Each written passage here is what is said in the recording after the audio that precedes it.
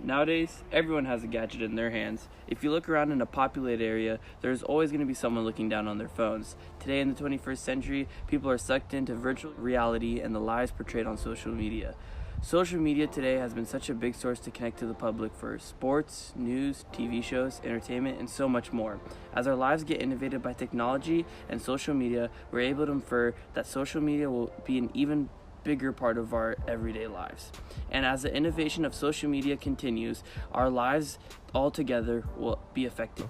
More specifically, kids are more vulnerable to social media. If social media continues to grow, kids will suffer due to the negative effects that come with the innovation of social media in the future. Social media continues to grow. Kids are growing up a lot faster, thinking that they could do many more inappropriate actions, such as intervening into the culture of drugs at a very young age. According to Elise Johnville, when she went out and spent time with a couple of family friends that were 12 years old, she stated that she learned many disturbing things from the kids, things that she wouldn't have done as a 12-year-old. She learned that there's smoking, dealing drugs, and many inappropriate things at 7th grade.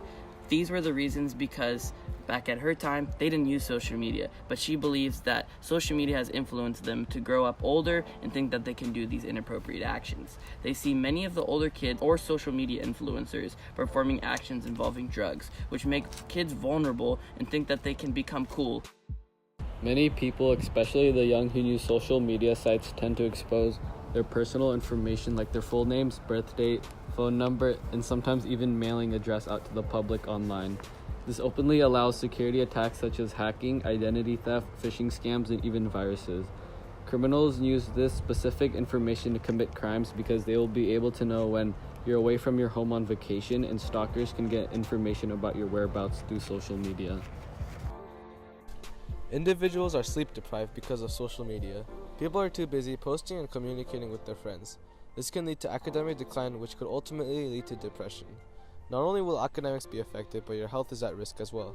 Not getting enough sleep or obtaining poor quality sleep has been linked to health problems such as obesity, diabetes, and cardiovascular disease.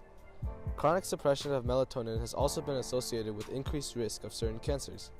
There was a study where Dr. Anne Mary Chang of Brigham and Women's Hospital had a 2-week study including 12 participants who read on an iPad for 4 hours before bed for 5 straight days, a process that was repeated with printed books. For some, the order was reversed. They started with printed books and moved to iPads. iPad readers took longer to fall asleep, felt less sleepy at night, and had shorter REM sleep compared to the book readers, research found. The iPad readers also secreted less melatonin, which helped regulate your sleep. They were also more tired than book readers the following day, even if both got a full 8 hours of sleep. A study published in the journal Computers and Human Behavior found that people who report using 7 or more social media platforms were more than 3 times as people using 0 to 2 platforms to have high levels of general anxiety symptoms. 2 studies involving more than 700 students found that depressive symptoms such as low mood and feelings of worthlessness and hopelessness were linked to the quality of online interactions. In fact, according to another study, social media use is linked to greater feelings of social isolation, not surprisingly. The research team looked at how many people use 11 social media sites including Facebook, Twitter, YouTube, Instagram, Pinterest, Tumblr, Snapchat, and Reddit, which all correlated with their perceived social isolation. It is said that perceived social isolation is considered one of the worst things for us mentally and physically.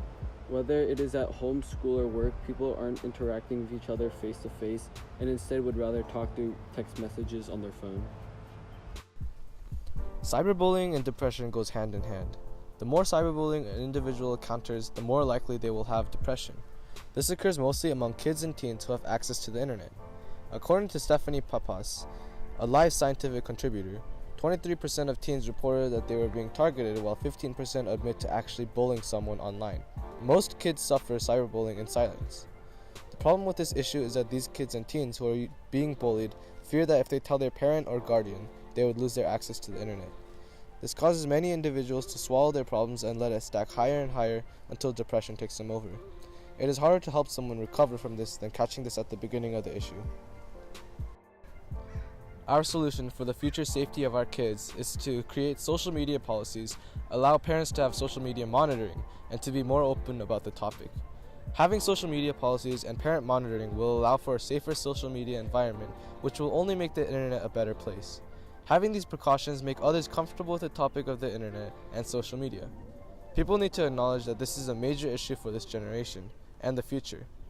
The internet and social media is an unavoidable aspect of our future. For our future's sake, we need to stop suppressing the topic and start to bring awareness to this topic and finally make a change.